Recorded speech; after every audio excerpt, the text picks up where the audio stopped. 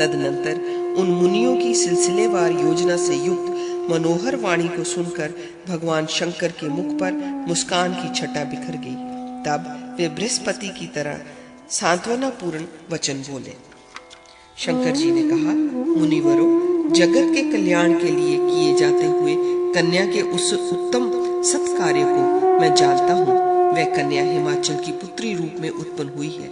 आप लोग उसी के संयोग प्रस्ताव का निरूपण कर रहे हैं। ये सत्य है कि सभी लोग देव कार्य की सिद्धि के हेतु उत्सुक और उद्यत हैं। इसी से उनके चित्त उतावली से भर गए हैं, किंतु ये कार्य कुछ काल की अपेक्षा कर रहा है, अर्थात इसके पूर्ण होने में कुछ विलंब है।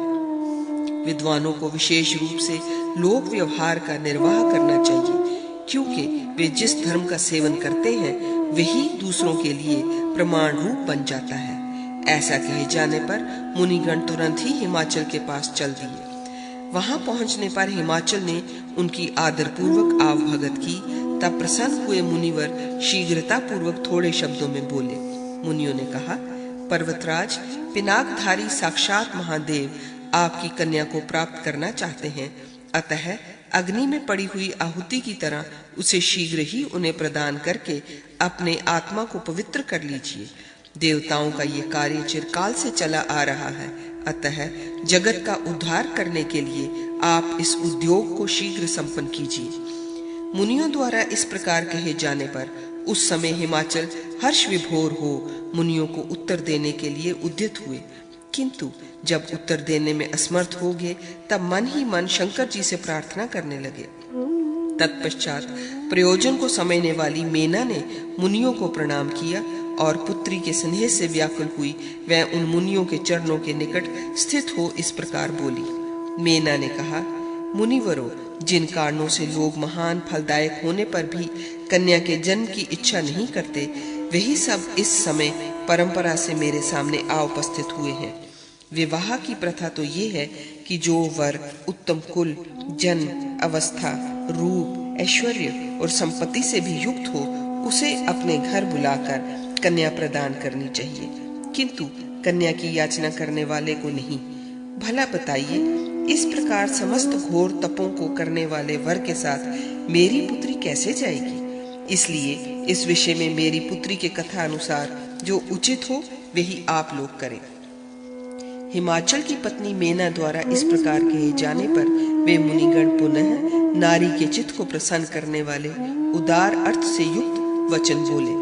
मुनियों ने कहा, मेना, तुम शंकर जी के ऐश्वर्य का ज्ञान उन देवताओं और असुरों से प्राप्त करो जो उनके दोनों चरण कमलों की आराधना करके भली भांति संतुष्ट हो चुके हैं। जिसके लिए जो रूप उपयोगी होता है वह उसी की प्राप्ति के लिए प्रयत्न करता है। इस नियम के अनुसार वह कन्या शंकर जी की प्राप्ति के लिए चिरकाल से घोर तपस्या कर रही है। उसे उसी रूप से पूर्ण संतोष है। जो पुरुष उसके दिव्य व्रतों का समापन करेगा उसके प्रति वह अतिशय प्रसन्न एवं संतुष्ट होगी। ऐसा कहकर वे मुनिगण हिमाचल के साथ उस स्थान पर गए जहाँ सूर्य और अग्नि की ज्वाला को जीतने वाली एवं तपस्या के तेज से युक्त पार्वती उमा तपस्या कर रही थी। वहां पहुंचकर मुनियों ने पार्वती से स्नेहपूर्ण वाणी से पूछा, पुत्री, अब तुम्हारे लिए सम्मान्य का पथ प्राप्त हो गया है, इसलिए अब तुम अपने इस रमणीय, प्रिय एवं मन को लुभाने वाले रूप को त्याग से दग्ध मत करो। प्रातः काल में शंकर तुम्हारा पानी ग्रहण करेंगे। हम लोग उनसे प्रार्थना करके पहले ही तुम्हारे पिता के पास आ गए हैं। अब तुम अपने पिता के साथ घर लौट जाओ और हम लोग अपने निवास स्थान को जा रहे हैं। इस प्रकार कही जाने पर पार्वती तप का फल निश्चय ही सत्य होता है ऐसा विचार कर दिव्य पदार्थों से सुशोभित अपने पिता के घर की ओर शीघ्रता पूर्वक प्रस्थित हुई। वहां पहुंचकर पार्वती के मन में शंकर जी के दर्शन की महान उत्कंठा उत्पन्न हुई, जिससे सती पार्वती को वे रात्रि 10,000 वर्षों के समान प्रतीत होने लगी। तदनंतर प्रातः काल ब्रह्म मुहूर्त में देवांगनाओं ने पार्वती के लिए क्रमशः नाना प्रकार के मांगलिक कार्यों को यथार्थ रूप से संपन्न किया। फिर उस विविध प्रकार के मंगलों से युक्त भवन में पार्वती के अंगों को दिव्य श्रृंगार से सुशोभित किया गया। उस समय सभी प्रकार की कामनाओं को पूर्ण करने वाली 6 ऋतुएं शरीर धारण कर हिमाचल की सेवा में उपस्थित हुईं। वायु और बादल पर्वत की गुफाओं में झाड़ बुहार के कार्य में संलग्न थे। अट्टालिकाओं पर स्वयं लक्ष्मी देवी नाना प्रकार की सामग्रियों को संजोए हुए विराजमान थी। सभी पदार्थों में कांति फूट पड़ती थी। रिधि आकुल हो उठी थी। चिंतामणि आदि रत्न पर्वत पर चारों ओर बिखरे हुए थे। कल्प वृक्ष आदि महनीय वृक्षों से युक्त अन्यान्य पर्वत भी सेवा में उपस्थित थे। दिव्य औषधि से युक्त मूर्तिमती औषधियां तथा सभी प्रकार से रस और धातुएं हिमाचल के परिचारक के रूप में विद्यमान थी। हिमाचल के वे सभी किंकर आज्ञा पालन के लिए उतावले हो रहे थे। इनके अतिरिक्त सभी समुद्र और नदियां तथा समस्त स्थावर जंगम प्राणी उस समय हिमाचल की महिमा को बढ़ा रहे थे। उधर गंधमादन पर्वत पर शंकर जी के विवाहोत्सव में सभी मुनि, नाग, यक्ष, गंधर्व और किन्नर आदि देवगण सम्मिलित हुए। वे सभी निर्मल मूर्ति धारण कर श्रृंगार सामग्री के जुटाने में तत्पर थे। उस समय प्रेम एवं उदार भावना से उत्फुल्ल नेत्रों वाले ब्रह्मा ने शंकर जी के जटाजूट में चंद्रखंड को बांधा। चामुंडा ने उनके मस्तक पर एक विशाल कपाल माला बांधी और इस प्रकार कहा, शंकर, ऐसा पुत्र उत्पन्न करो जो दैत्यराज तारक के कुल का संहार कर मुझे रक्त से तृप्त करे। भगवान विष्णु अग्नि के समान उद्दीप्त एवं चमकीले अग्रभाग वाले रत्नों से निर्मित मुकुट और सर्पों के आभूषण आदि श्रृंगार सामग्री लेकर शंकर जी के आगे उपस्थित हुए। इंद्र ने वेग पूर्वक गज चर्म लाकर शंकर जी को धारण कराया, जिसका अग्रभाग चर्बी से लिप्त हुआ था। उस समय प्रसन्नता से खिले हुए इंद्र के मुख कमल पर पसीने की बूंदें झलक रही थी। वायु ने शंकर जी के वाहन उस वृषभ राज नंदीश्वर को विभूषित किया, जिसका शरीर विशाल था, जिसके सींग तीखे थे तथा जो हिमाचल के समान उज्जवल कांति वाला एवं महान ओजस्वी था। जगत के कर्मों के साक्षी सूर्य, अग्नि और चंद्र लोकनायक शंभु के नेत्रों के अंतस्थल में स्थित होकर अपनी अपनी प्रभा का विस्तार करने लगे। प्रेतराज यम ने शंकर जी के मस्तक पर चांदी के समान चमकीला चिता भस्म लगाकर एक हाथ से मनुष्यों की हड्डियों से बनी हुई माला को बांधा और फिर वे हाथ में गदा लेकर द्वार पर खड़े हो गए। तत्पश्चात शिवजी ने कुबेर द्वारा लाए गए नाना प्रकार के बहुमूल्य रत्नों के बने हुए आभूषणों और वरुण द्वारा लाई गई अम्लान पुष्पों से गूंथी गई माला को पृथक रखकर विशैले सर्पों के कंकड़ से सुशोभित अपने हाथ से स्वयं वासुकी और तक्षक अपना वहां आए हुए गणाधीशों ने विनय पूर्वक वीरक से कहा, भयंकर आकृति वाले वीरक, तुम शंकर जी से हमारे आगमन की सूचना दे दो। हम लोग सजे सजाए महादेव को श्रृंगार सामग्रियों द्वारा पुनः सुशोभित करेंगे। इतने में वहां सातों समुद्र दर्पण की स्थान पूर्ति करने के लिए उपस्थित हुए। तब उस महासागर के जल के भीतर अपने रूप को देखकर भगवान केशव घुटनों द्वारा पृथ्वी का आलिंगन करके शंकर जी से बोले, देव, इस समय आप अपने इस जगत को आनंद प्रदान करने वाले रूप से सुशोभित हो रहे हैं। इसी बीच मातृकाओं ने उपयुक्त समय जानकर वैधव्य के चिन्हों से युक्त काम पत्नी रति को इशारे से शंकर जी के सम्मुख जाने के लिए प्रेरित किया। तब वह शिव जी के समक्ष जाकर खड़ी हो गई। तब वे मृतकाएं हंसती हुई शंकर जी से बोली, देव, आपके सम्मुख खड़ी हुई कामदेव से रहित ये रति शोभा नहीं पा रही है। तब शंकर जी ने अपने बाएं हाथ के अग्रभाग के संकेत से उसे सांत्वना देते हुए सामने से हटाकर प्रस्थित हुए।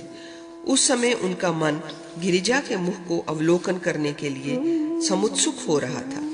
तदुपरांत शंकर जी ने विशाल काय महावृषभ नंदीश्वर पर, जिसकी आकृति हिमाचल के गुफा सदृश थी तथा जिसके नेत्र प्रमथ गणों की ओर लगे हुए थे, सवार होकर उसे धीमी चाल से आगे बढ़ाया। उस समय उनके प्रस्थान से पृथ्वी उसी प्रकार कांप रही थी मानो वज्र के प्रहार से पर्वत कांप रहे हों।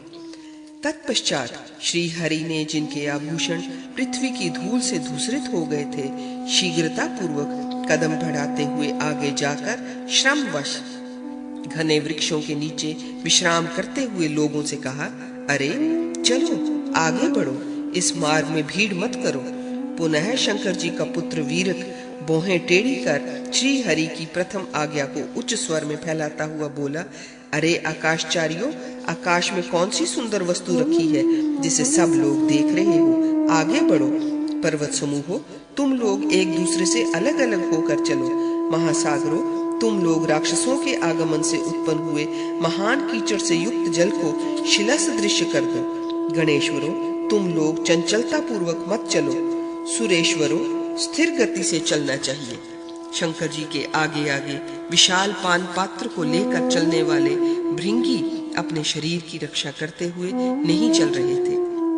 यम, तुम अपने इस निकले हुए दांतों वाले आयुध को व्यर्थ ही धारण किए हुए हो, भय छोड़कर चलो। शंकर जी के रथ के घोड़े अपने मार्ग को बहुत सी माताओं से व्याप्त होने पर भी नहीं छोड़ रहे हैं। ये शंकर जी के प्रिय देवगण पृथक पृथक अपने अनुयायियों से घिरे हुए पैदल ही दूना मार्ग तय कर रहे हैं। देवगण, आप लोग आमोदक साधनों से संपन्न एवं वायु के आवेग से हिलते हुए चामरों से युक्त अपने वाहनों द्वारा जिन पर ध्वजाएं फहरा रही हैं, अलग अलग होकर चलिए। आप लोग नियत रूप से तीनों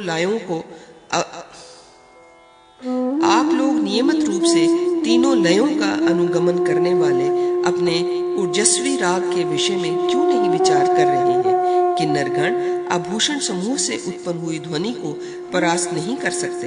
अपनी जाति वाले गणेश्वरों, इस समय षडज, मध्यम और पृथु स्वर से युक्त गीत अधिक मात्रा में क्यों नहीं गाए जा रहे हैं? ये गौड़ राग के जानकार लोग काल भेद के अनुसार विभिन्नता को प्राप्त हुए एवं नतानत और आनत के लय से युक्त अत्यंत भेद वाले राग को पृथक रूप में निशंक भाव से अलापते हुए बड़ी शीघ्रता से चले जा रहे हैं। शाड़व राग के ज्ञाता लोग पृथक पृथक अपने ललित पदों के प्रयोजक गीतों को अलापते हुए शंकर जी के आगे आगे क्यों नहीं चल रहे हैं?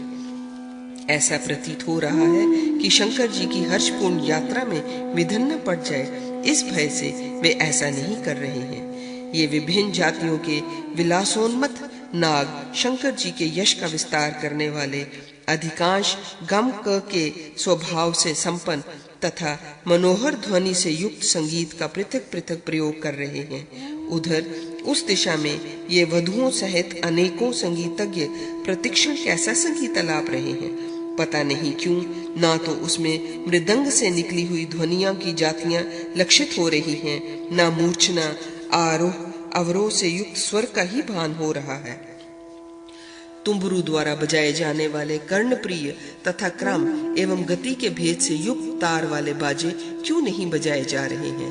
इधर वीणा, मृदंग आदि अनेकों प्रकार के वाद्य समूह क्यों नहीं बजाए जा रहे हैं?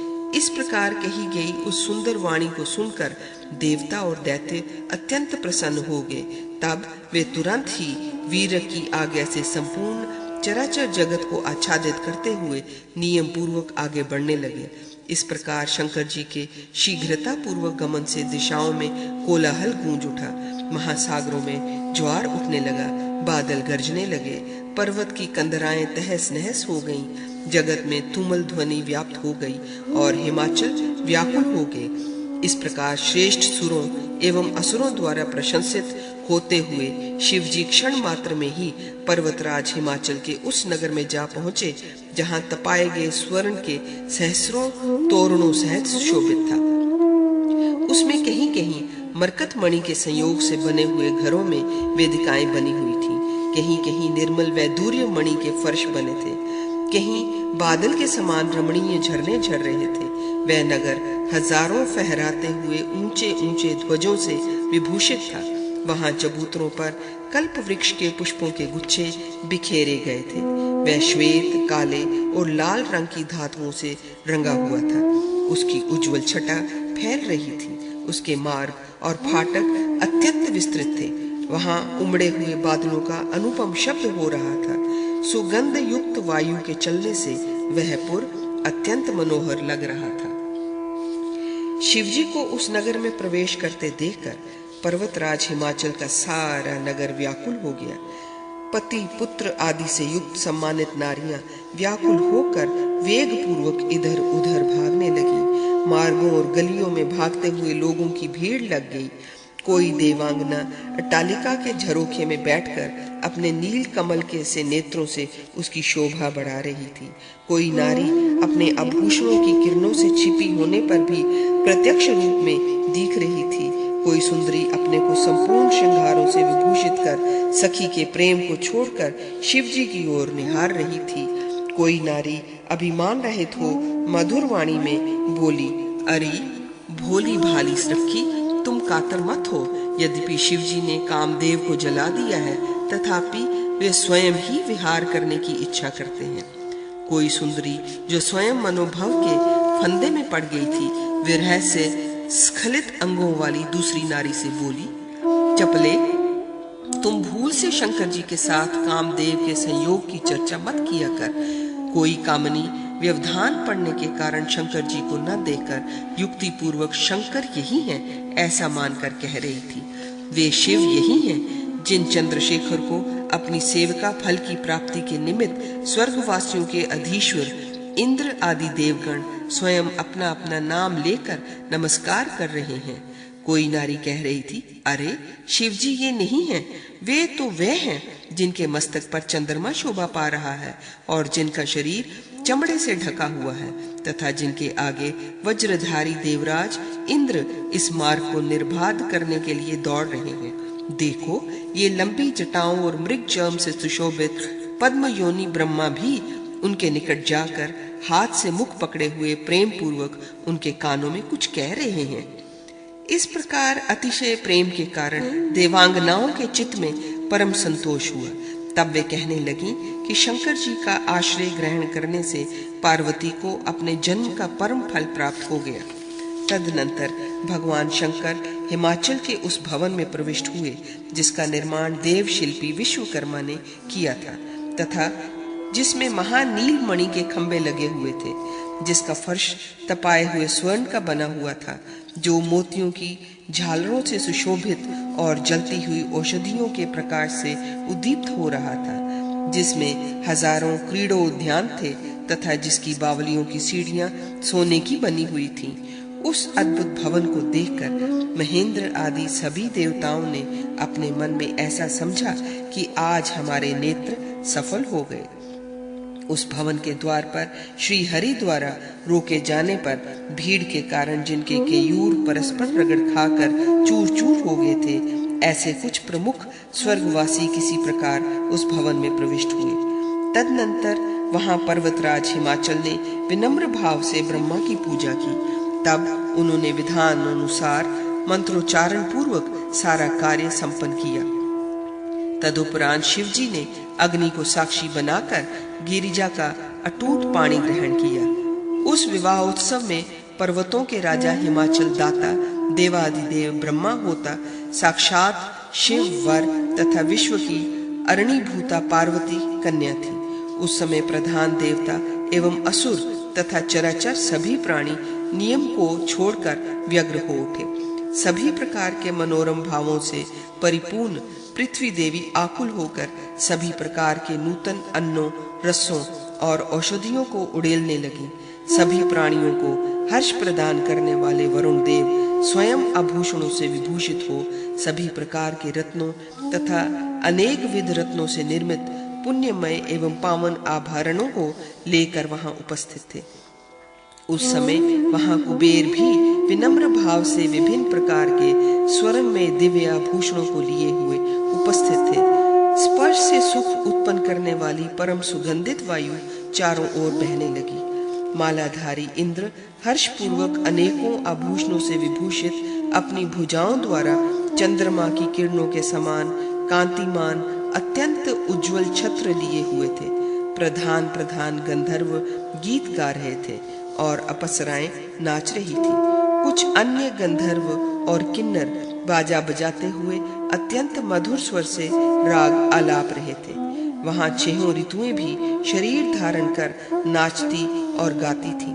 चंचल प्रकृति वाले प्रमथगण हिमाचल को विचलित करते हुए उपस्थित थे। इसी समय विश्व के पालनकर्ता एवं भग देवता के नेत्रों के विनाशक भगवान शिव उठे और अपनी पत्नी पार्वती के साथ क्रमशः सारा वैवाहिक कार्य यथोचित रूप से संपन्न किए। उस समय पर्वतराज हिमाचल ने उन्हें अर्घ्य प्रदान किया और सुर समूह विनोद की बातें करने लगे। तत्पश्चात त्रिपुर के विनाशक भगवान शंकर ने उस रात में पत्नी के साथ वहां निवास किया। प्रातः काल गंधर्वों के गीत, अप्सराओं के नृत्य तथा देवों एवं दैत्यों की स्तुतियों के माध्यम से जगाए गए देवेश्वर शंकर पर्वतराज हिमाचल से आज्ञा लेकर उमा के साथ वायु के समान वेगशाली नंदीश्वर पर सवार हो मंदराचल को चले गए।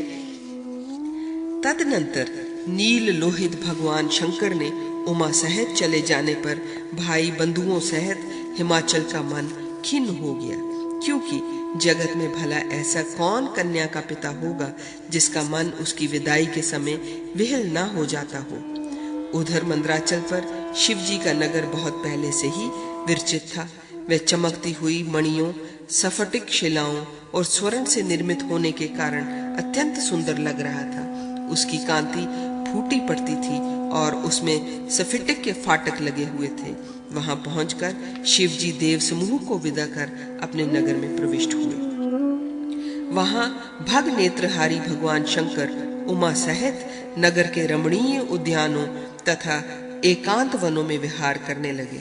उस समय उनका हृदय काम के वशीभूत होने के कारण पार्वती देवी के प्रति अतिशय अनुरक्त हो गया था।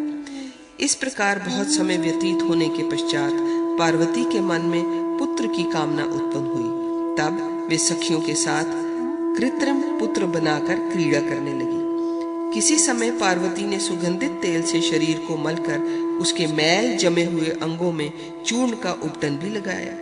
फिर उस लेपन को इकट्ठा कर उससे हाथी के से मुख वाले पुरुष की आकृति का निर्माण किया। उसके साथ क्रीड़ा करने के पश्चात पार्वती देवी ने उसे अपनी सखी जानवी के जल में डलवा दिया। वहां वह विशाल शरीर वाला हो गया और अपने उस अत्यंत विशाल शरीर से सारे जगत को आच्छादित कर लिया। तब पार्वती देवी ने उसे पुत्र ऐसा कहा और उधर जानवी ने भी उसे पुत्र कहकर पुकारा। अंत में वह गजानन गांगेय नाम से देवताओं द्वारा सम्मानित किया गया और ब्रह्मा ने उसे विनायकों का आधिपत्य प्रदान किया।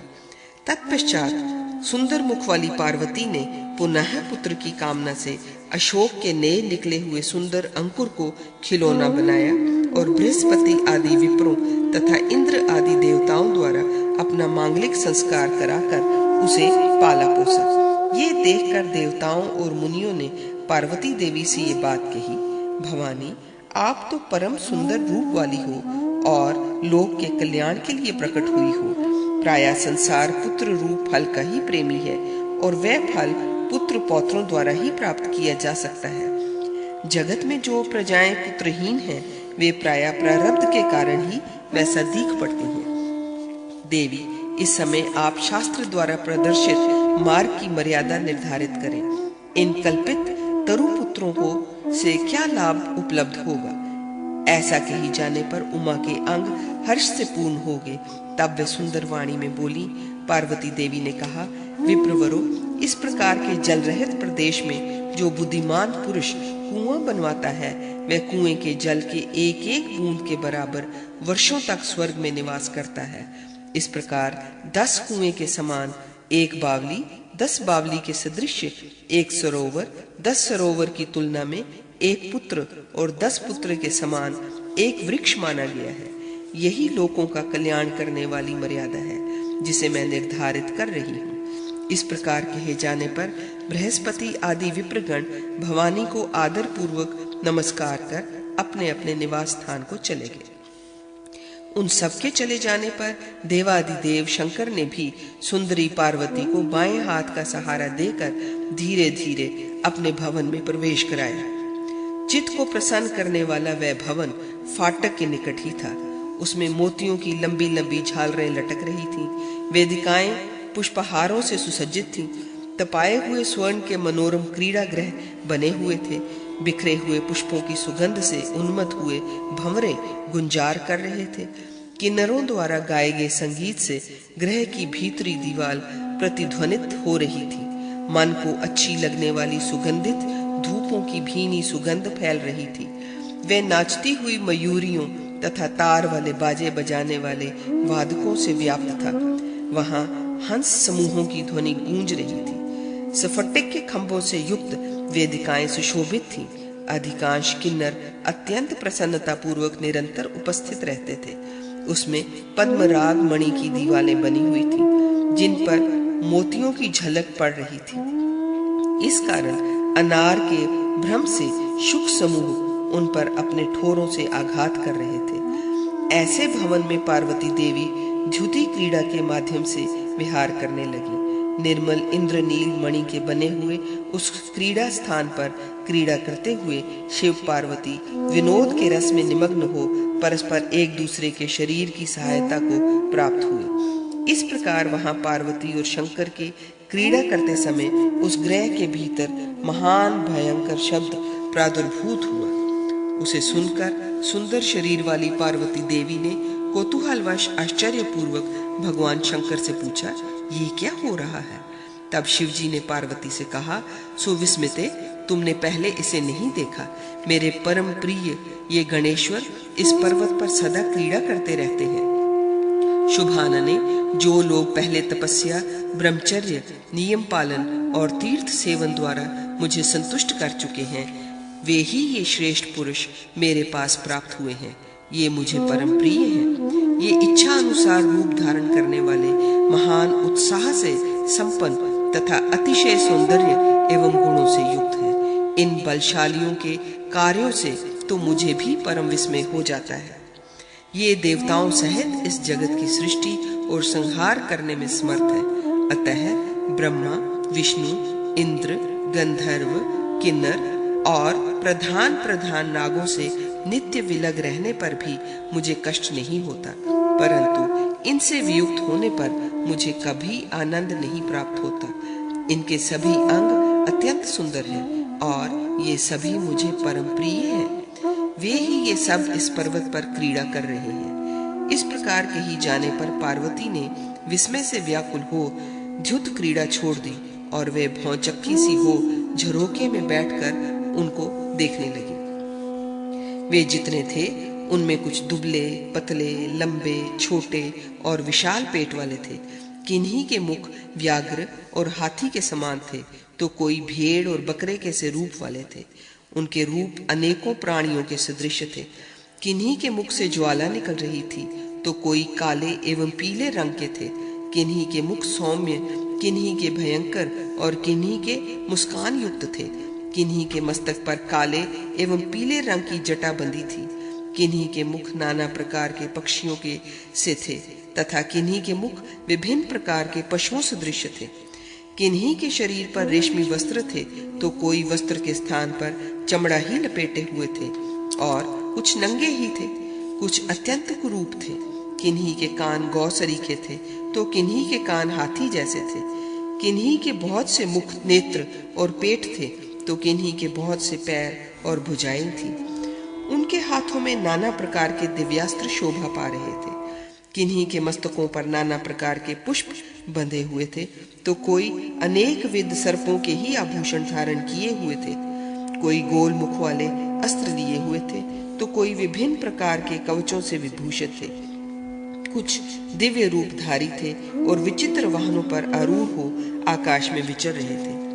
कुछ मुख से वीणा आदि बाजे बजा रहे थे और कुछ यत्र तत्र नाच रहे थे। इस प्रकार उन गणेश्वरों को देखकर पार्वती देवी शंकर जी से बोली।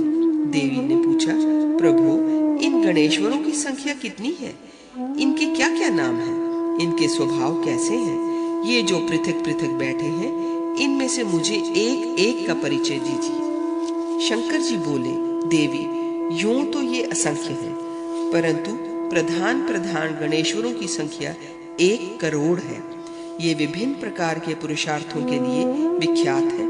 इन सभी महाबली भयंकर गणों से सारा जगत परिपूर्ण है। नाना प्रकार के आहार विहार से युक्त ये गणेश्वर हर्षपूर्वक सिद्ध क्षेत्रों, गलियों, पुराने उद्यानों, घरों, दानवों के शरीरों, बालकों और पागलों में प्रवेश करते हैं ये सभी ऊष्मा, फेन, धूम, मधु, रक्त और वायु का पान करने वाले हैं। जल इनका भोजन है और ये सर्वभक्षी हैं। ये नाच गाने के उपहार से प्रसन्न होने वाले और अनेकों प्रकार के वाद्य शब्दों के प्रेमी हैं। अनंत होने के कारण इनके गुणों का वर्णन नहीं किया जा सकता।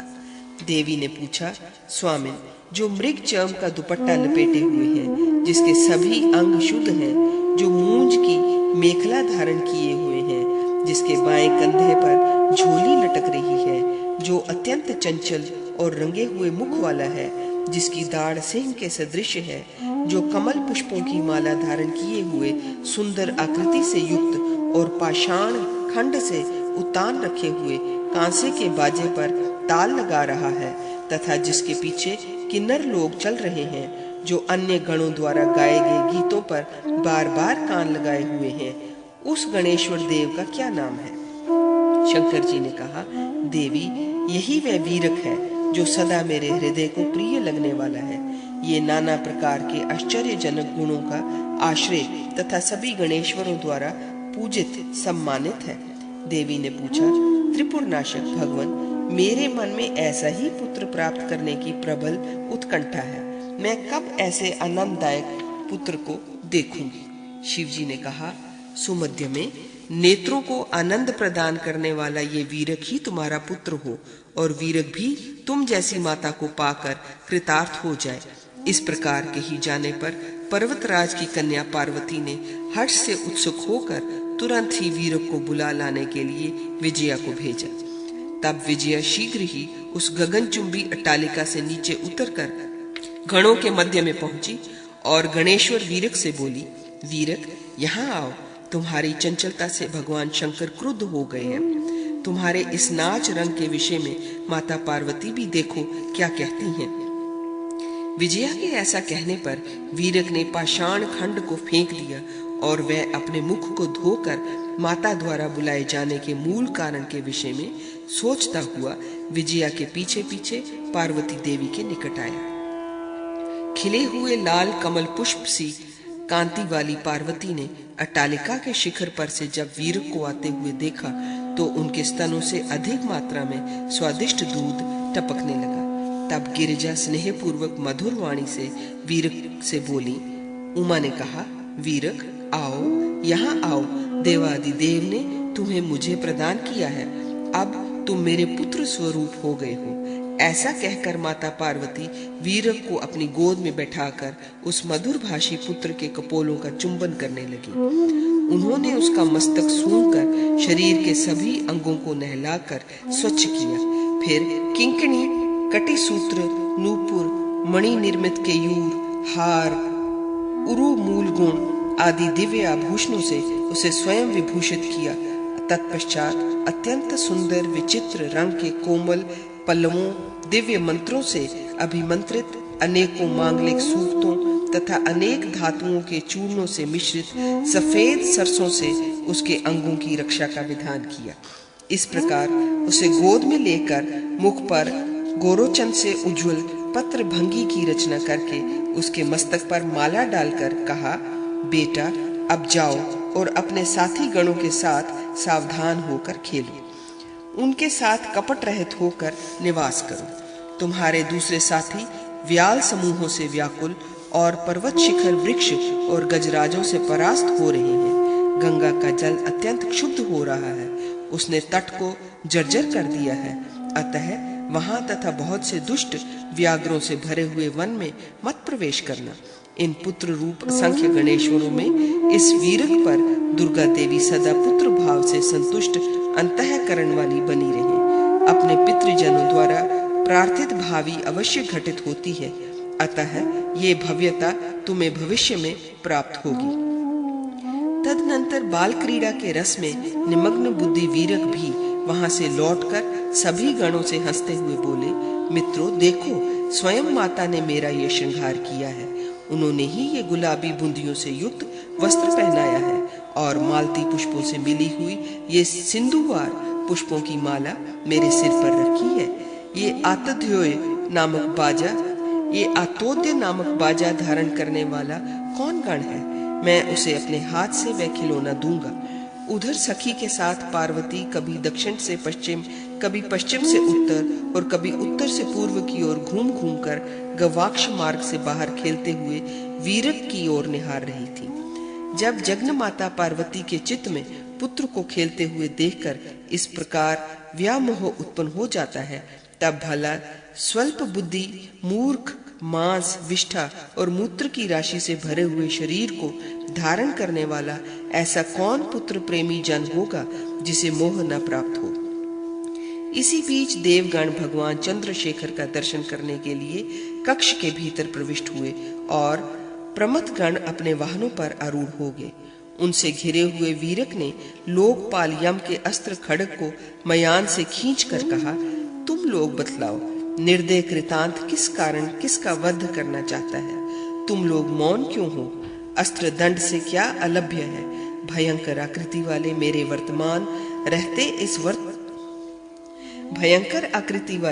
मेरे वर्तमान रहते इस पर्वत पर ऐसा कौन सा कार्य है जो अस्त्रज्ञ द्वारा सिद्ध नहीं हो सकता। वीरक के इस प्रकार कहने पर देवताओं ने उनसे कहा, वीरक, तुम्हें इस प्रकार लोकपालकों के चित्त का अनुगमन नहीं करना चाहिए।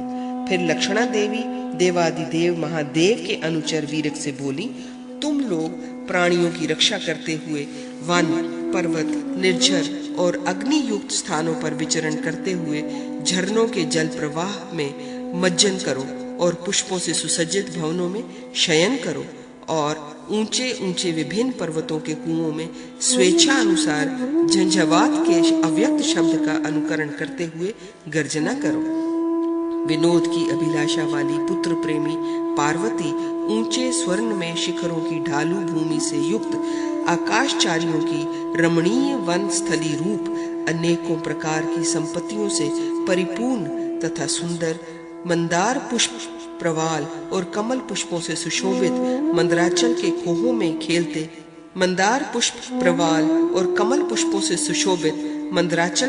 में खेलते वीरक को, जिसकी अंग कांति स्वर्ण की रेणु सरीखी थी, सिद्धों की स्त्रियां जिसके रूपामृत का पान कर रही थीं और जो गणों के साथ विराजमान था, क्षण क्षण पर निमेष रहित विस्फरित नेत्रों से देखती हुई स्मरण करती रहती थी।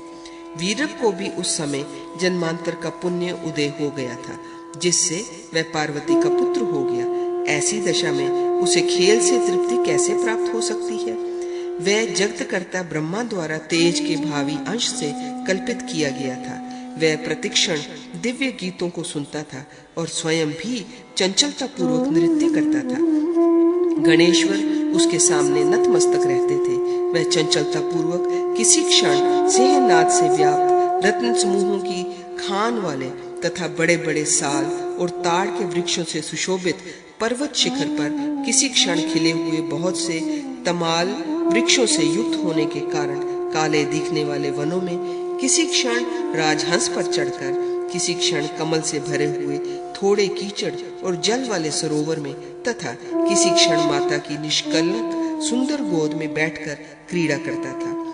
इस प्रकार देवताओं को आनंद प्रदान करने वाला एवं गणेश्वरों का भी अधिपति व बाल लीला बिहारी वीरक निकुंजों में विद्याधरों के साथ गान करता और शंकर जी की तरह लीला विलास से युक्त हो क्रीड़ा करता था। तदनंतर भगवान सूर्य सारे भुवनों को प्रकाशित करने के पश्चात सायंकाल अस्ताचल की ओर प्रस्थित हुए। उदयाचल और अस्ताचल ये दोनों पर्वत पूर्व काल की निश्चित योजना के अनुसार स्थित हैं।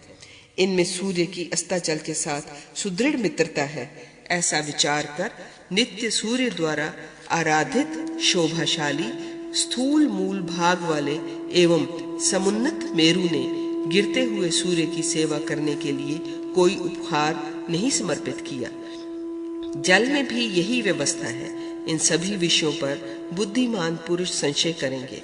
दिन के अवसान का अनुगमन करने वाले सूर्य ने अपनत्व की पूर्ति की। संध्या के समय हाथ जोड़े हुए मुनिगण सूर्य के सम्मुख उपस्थित हो आत्मा में उत्पन्न हुए भावना को रोककर पुनः शीघ्र ही आगमन की याचना कर रहे हैं। इस प्रकार सूर्य के अस्त हो जाने पर सारे जगत में रात्रि का अंधकार क्रमशः उसी प्रकार बढ़ने लगा जैसे कुटिल मनुष्य के हृदय में पाप मन को दूषित करते हुए फैल जाता है।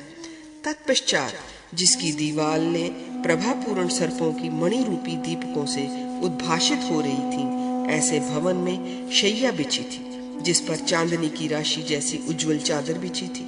नाना प्रकार के रत्नों की कांति से सुशोभित होने के कारण वह इंद्रधनुष की विडंबना कर रही थी। उसमें रत्न निर्मित क्षुद्र घंटिकाएं तथा मोतियों की लंबी लंबी झालरें लटक रही थीं, और उसका ऊपरी भाग हिलते हुए कमनीय वितान से आच्छादित था। ऐसी शैया पर मंद गति से चलते हुए भगवान शंकर पार्वती के साथ विराजमान हुए। उस समय उनका कंधा पार्वती की भुजलता से संयुक्त था। चंद्रभूषण की उज्जवल एवं निर्मल प्रभा सर्वत्र फैल रही थी। कजरारे नेत्रों वाली गिरिजा की भी छवि नीले कमल दल के समान थी। रात्रि से संयुक्त होने के कारण वे विशेष रूप से तमोमयी दिख रही थीं। उस समय भगवान शंकर पार्वती से क्रीड़ा केल की कला से युक्त वचन बोले। 155वां अध्याय।